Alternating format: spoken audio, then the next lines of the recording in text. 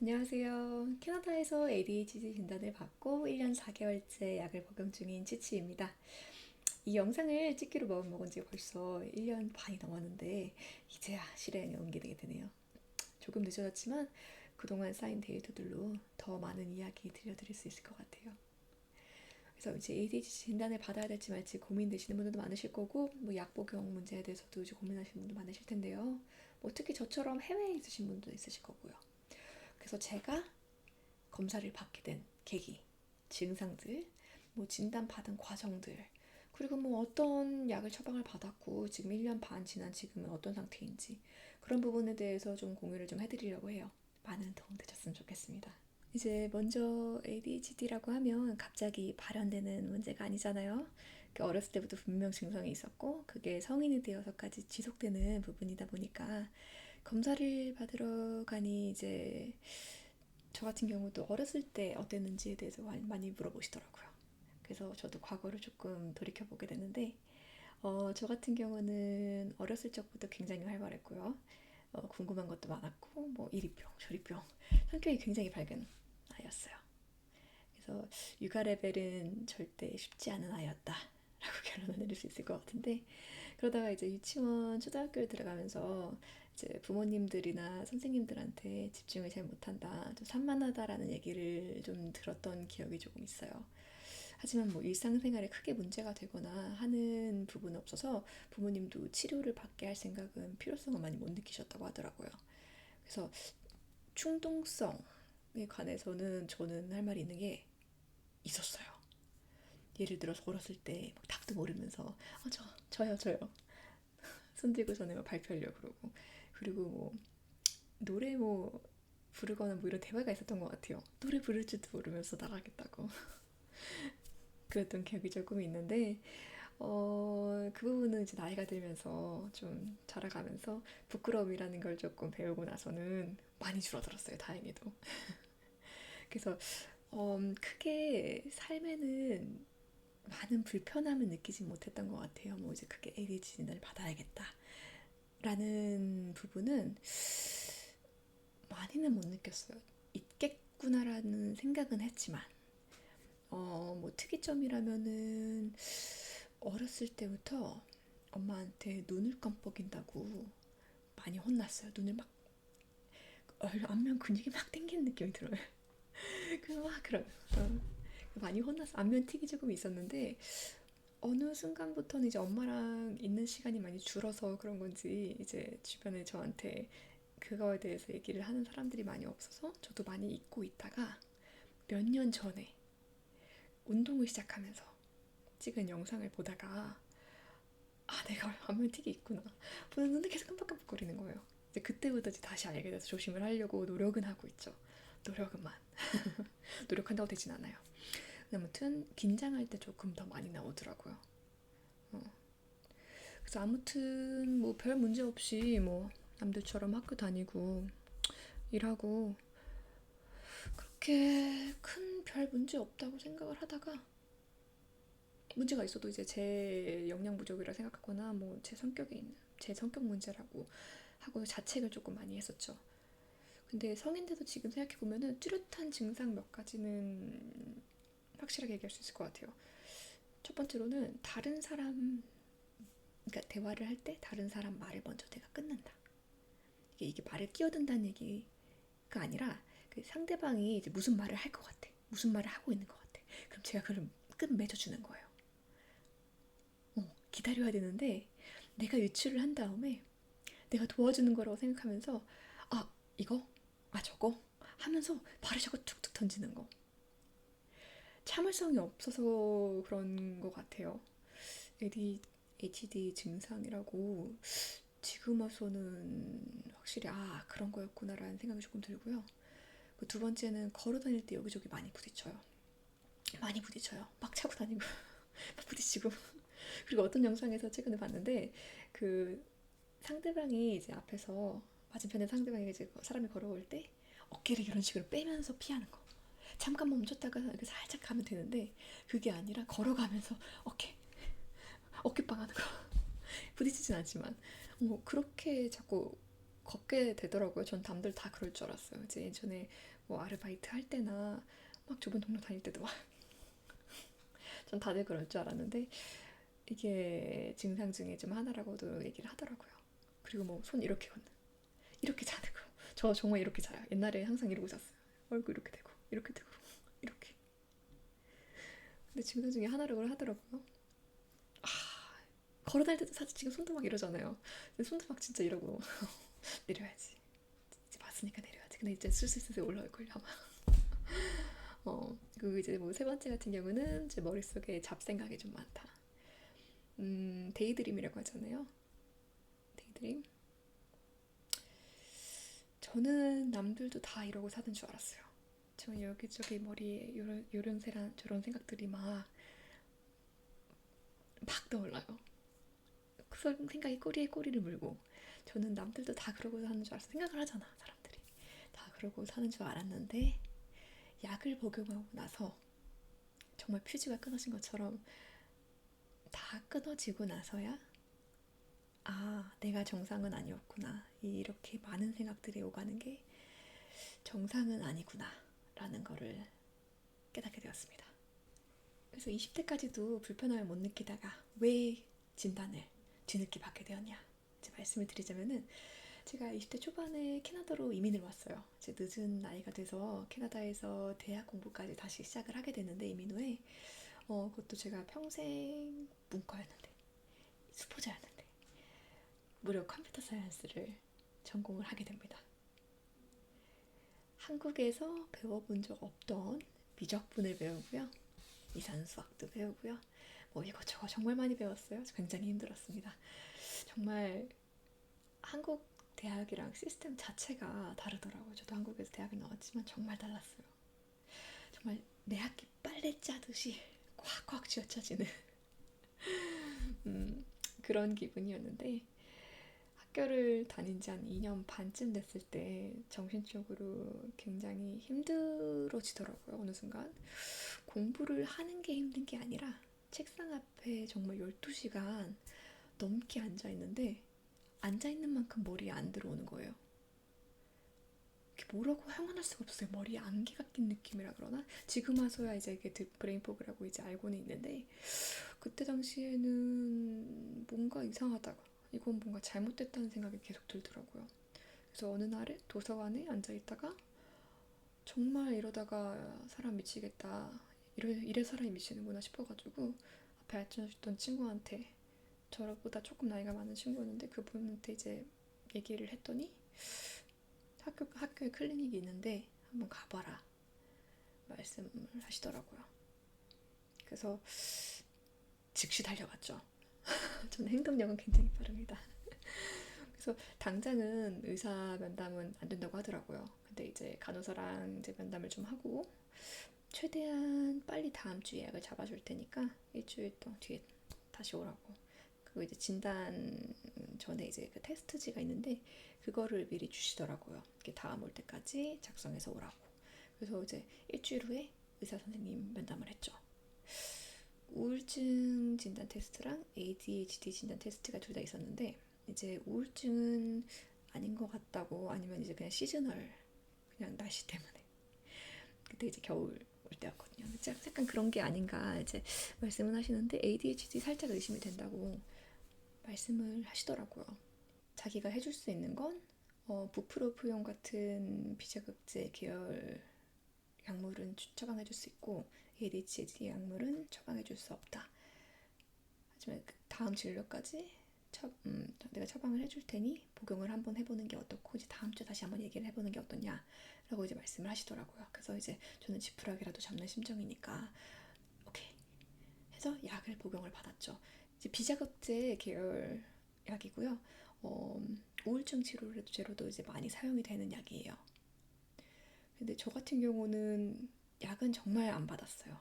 이게 약을 안 받는 걸 알면서도 정말 절박하기 때문에 저는 약을 계속 복용을 했어요. 내가 우울증이었으면 좋겠다. 차라리 우울증이어서 이걸 먹고 치료가 됐으면 좋겠다. 그래서 저는 그 심정으로 그냥 약을 계속 먹었어요. 정말 몸이 무거워지는 기분이었고 머리도 무겁고 브레인포그가 더 이제 심해지는 더 몽롱한 기분이었는데 저는 그냥 가스라이팅 하면서 이게 맞는 거야. 이런 느낌이어야 돼 하면서 계속 버텼죠. 그래서 이제 다음 진료 때 의사 선생님이 우울증보다는 ADHD가 이제 의심이 되는데 어, 진단이나 이제 약을 처방을 받을 수 있도록 정신과 전문의 대기를 넣어주신다고 하더라고요. 근데 문제는 제가 알아보니 2년에서 3년 정도의 대기 시간이 걸릴 수 있다는 거죠. 바로 되지가 않아요. 캐나다 같은 경우는 의료비가 전액 무료예요. 그러다 보니까 환자 수에 비해서 의료 종사자분들 수가 현저히 낮기 때문에 대기가 좀 많이 길어질 수가 있습니다. 저는 당장 학생이고 당장 도움이 필요하고 더 기다릴 수 있는 상황이 아니잖아요. 그렇기 때문에 프라이베이트 ADHD 센터에 가서 이제 진단을 받을 수 있다는 걸 보고 그래서 이제 거금을 지불하고 검사를 받기로 마음먹었습니다. 웨스트 코스트 ADHD라는 곳이 굉장히 평이 좋아서 좀 다른 곳보다 비싸지만 그곳에서 이제 상담을 받기로 마음을 먹었고요. 제가 적어놨는데 2024년 8월 14일에 택수 후 418.95불 대략 이제 40만 원 돈을 지불을 하고 30분 동안 진료를 받았는데요. 바로 약을 복용을 하는 것이 아니라 이제 일주일 후에 진단을 해줄지 진단을 안 해줄지를 이제 결정을 해준다고 하셔가지고 일주일 정도 기다린 후에 8월 20일 이제 15분 세션 82.95불을 지불을 하고 최종으로 ADHD 진단을 받게 됩니다. 이때 저 같은 경우는 약 2가지를 처방을 받았는데요. 이제 한국에서는 처방되지 않는 이제 도파민과 노르에피네프린을 더 많이 나오게 하고 동시에 다시 흡수되는 것을 줄여주는 덱스트로암페타민 계열, 한국에서는 처방해주지 않습니다. 그 계열의 덱세드린을 처방을 받고요. 그리고 뇌에서 이미 나온 도파민과 노르에피네프린이 너무 빨리 다시 흡수되지 않도록 막아주는 메틸페니데이트 계열 콘서타 2가지를 처방을 받는데요. 한국에서 보통 쓰이는 약으로 알고 있습니다. 콘서타는 제가 너무 어렵게 말한 것 같은데 쉽게 말해서 덱세드린 같은 경우는 집중 신호를 만들고요.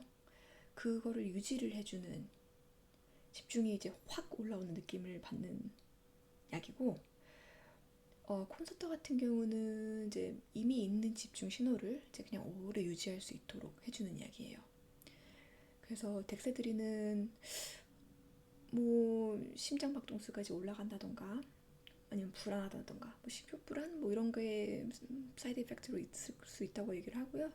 콘서터 같은 경우는 이제 머리가 뭐 정리되는 느낌, 차분해지는 느낌을 받으신다고 하는데 뭐 머리가 무겁거나 멍해지시는 느낌을 받는 분도 있다고 말씀을 하세요. 저는 이제 2가지를 처방받았으니 이제 복용을 했는데 덱스트린 10mg을 이제 첫 주에 복용을 하고 두 번째는 콘서타 10mg을 이제 복용을 하라고 하셔서 어떤 약이 더 잘 받는지를 적어오라고 하시더라고요. 덱세드린을 처음 복용하고 느낀 점은 이제 머리가 정리가 바로 되는 느낌을 받았어요. 이제 머리에서 세포가 하나하나 막 살아서 꿈틀꿈틀 움직이는 느낌을 조금 받았고 그동안 머릿속에서 이런저런 생각이 들었다고 했잖아요. 그런 부분이 좀 정리가 되는 깨끗해지는 느낌을 좀 받게 되더라고요. 그러다 보니까 이제 일에 집중을 더 잘 하게 되고 데이드림, 백일몽이라는 게 무슨 일인지 몰랐다가 그때서 이제 깨닫게 되었던 이제 백일몽이 없어지고요. 미뤄뒀던 일을 시작하는 속도가 굉장히 빨라졌어요. 결단력도 빨라지고 효과가 굉장히 좀 잘 느껴졌다. 근데 그에 비해서 콘서타를 복용을 했을 때 저 너무 기대에 부풀어서 콘서타를 복용을 딱 했는데 느낌이 진짜 많이 좀 다르더라고요. 저는 오히려 머리가 진짜 많이 무거워진 느낌이 들었고, 그러다 보니까 집중도 잘 안 되고 그냥 몽롱했어요. 그냥 그 부프로피온 먹었을 때는 비슷하게 진짜 몽롱한 기분. 음. 그래서 이제 몸이 전체적으로 좀 둔해지는 느낌이 좀 있었는데, 그래서 이제 다른 유튜버분들 글도 찾아보고 인터넷으로 이제 서칭을 많이 했는데, 부작용에 대해서 이제 호소하시는 분들 보면 저같이 느끼시는 분들이 굉장히 많더라고요. 음. 그래서 뭐 두통이라던가 속 메스꺼움에 대해서 이제 말씀하시는 분도 있었는데, 음, 머리가 좀 몽롱하고 답답한 느낌이 계속 드니까 뭐 두통이 조금 나는 것도 같고, 그래서 조금 속이 메스꺼운 것도 같고, 저는 약이 조금 안 받는다고 느꼈어요. 이게 확실히 두 가지를 일주일에 거쳐서 복용을 하다 보니까 어느 게 맞는지가 좀 잘 느껴지더라고요. 그래서 그때 조금 느낀 건데, 개인적인 생각인데, 약이 좀 안 받는다, 좀 부작용이 좀 많다고 느끼시는 분들은 전반적으로 본인의 ADHD 증상에 지금 복용하시는 약이 맞지 않아서 있지 않을까, 저는 개인적으로 그렇게 생각이 듭니다. 약, 분명 맞는 약과 안 맞는 약이 있고요. 영양에 따라서도 뭐 반응이 다 다를 수밖에 없으니까 개개인별로. 저에게 가장 잘 맞는 약은 덱사드린이었습니다. 어, 약 증량 과정에 대해서 얘기를 해보자면은 9월 4일부터 이제 의사 선생님이랑 이제 팔로우업을 계속해서 해나가면서 한 달에 한 번씩 이제 팔로우업을 해가면서 약을 조절했는데요. 뭐 15ml, 20ml 이제 늘려가면서 결론 선생님 말씀이 이제 45ml까지는 복용해도 괜찮다. 거기까지 복용해보진 않았어요. 저는 35mg까지 복용을 했었는데, 딱 그때 멈춘 이유가 집중은 너무 잘 됐어요. 뭐 신체적인 부작용이 와서 저는 약을 더 증량을 안 한 건 아니었고, 집중이 너무 잘 되다 보니까 너무 몰두를 하는 거예요. 하나에 빠져서 시간 가는 줄도 모르고 계속 하다 보니까, 물론 갑자기 이제 집중이 안 되다가 집중이 되니까 너무 행복한 그런 것도 좀 있었을 것 같은데, 계속 앉아서 똑같은 걸 하다 보니까 식사 시간이 굉장히 불규칙해졌고요. 식사 시간이 와도, 그러니까 뭐 시간도 모르고 지나가고요. 딱 정신 차려보니까 저녁 시간인 거야. 정신 차려보니까 8시야. 그리고 알더라도, 이것만 하나 하고 이것만 하나 하고 하다 보니까 그냥 시간이 훅. 식사를 계속 제때 안 했어요. 그리고 자연스럽게 취침 시간도 엉망이 됐죠. 나 이거 하나만 하고 자야지. 하나만 하고 자야지. 하나가 계속, 정신 차리고 나니까 새벽 3시고, 정신 차리고 나니까 새벽 5시. 뭐 아침까지 계속 하게 되고, 계속 미친 듯이 쳇바퀴를 굴리게 되더라고요. 그리고 그러다 보니까 저는 괜찮다고 생각을 했는데, 어느 순간 이제 제가 운동을 한다고 했잖아요. 영상을 보는데 틱이 갑자기 이제 심해졌다고 다시 느낀 거예요. 틱이 갑자기 또 있는 거야. 한동안 약을 복용하면서 난 좋았던 게 틱이 없어졌었는데, 틱이 갑자기 또 있는 거야. 아, 내가 너무 과도했구나. 과도한 스티뮬러스가 있으니까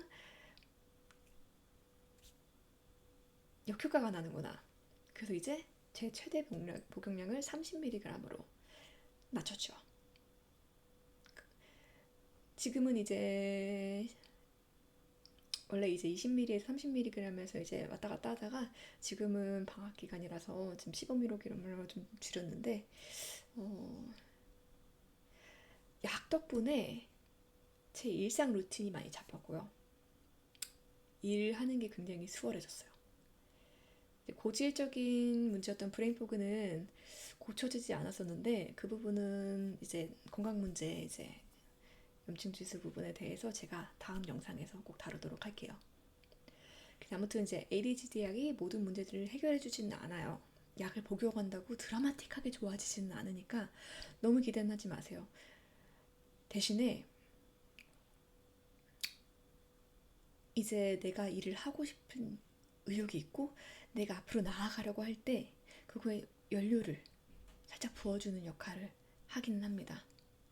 뭐 미디어에서 나온 것처럼 막 갑자기 집중력 높아지는 약, 막 머리가 좋아지는 약. 절대 그렇지 않아요. 그거 기대하고 먹으시면은 정말 후회하셔요. 약을 복용한다고 끝이 아니라 이제 내가 수십 년에 그러니까 이제 생활로 무너져 있던 패턴들이 있잖아요. 그런 생활 패턴들을 고친다고 마음을 먹으시고 이제 규칙적으로 생활하실 수 있도록 이제 노력을 하시고 이제 루틴을 만들어 가시다 보면은 굉장히 도움이 많이 되실 거예요. 그런 과정에서 필요한 약이라고 저는 생각을 합니다. 제가 1년 4개월째 지금 약을 복용 중이라고 말씀을 드렸잖아요. 이제 뭐 내성은 없느냐, 뭐 계속 복용량이 늘어나야 되지 않느냐 궁금하실 텐데 저는 오히려 지금 약을 좀 줄이고 있는 단계라고 말씀을 드렸고요. 어, 내성 걱정을 저도 굉장히 많이 했었어요. 초반에 약을 줄였던 이유도 사실 내성이 걱정이 돼서였고, 근데 이제 제 경험상 내성보다는 생활 패턴이 무너져서 그때 나오는 경향이 아닐까 좀 싶더라고요. 저 같은 경우는 전에는 굉장히 규칙적인 생활 패턴을 갖고 있었고, 아침형 인간이었는데, 뭐 12시 넘어서 12시 살짝 넘어가지고 잠에 들고, 아침에는 굉장히 일찍 일어났어요. 뭐 5시에서 7시 사이. 언제든지 일어날 수 있었고, 이제 문제가 없었죠. 약을 복용하고 나서 어느 순간부터는 시간이 아까워가지고 막 일하다 보니까 늦게 자고, 아침에 자고 나서 뭐 3시간만 살짝 자고 나서 다시 일하고, 그런 생활을 계속 반복하다 보니까는 브레인 포그가 다시 오더라고요. 그때 이제 알았죠. 이건 내성이 아니라 내 생활 패턴에서 문제가 올 수가 있다. 그러니까 지금은 이제 수면 시간을 이제 계속 체크를 하면서 염증 지수 관리를 하면서 이제 비타민 B12을 다시 복용을 하고요. 오메가3 복용을 다시 하고 있는데 괜찮습니다. 네. 시간 지난다고 약이 더 필요하진 않아요. 줄여도 괜찮아요. 결과적으로는 말씀드렸다시피 이제 ADHD는 내가 어떤 생활 패턴을 만드느냐 가 굉장히 중요하기 때문에 그 생활을 루틴화 시켜서 계속 반복하는 거. 내가 약을 만약 끊고 싶다면은 약이 없어도 내가 계속 해왔던 일이기 때문에 계속 반복될 수 있도록 그 습관을 만들어 주시는 수밖에 없어요. 제가 더 드릴 말씀이 많은데 일단 오늘 영상은 여기까지로 하기로 하고요. 다음 영상에서 더 좋은 정보들 많이 보여드리기로 하겠습니다. 네, 구독과 좋아요 힘이 많이 되니까요. 부탁드립니다. 감사합니다. 다음에 뵐게요. 안녕.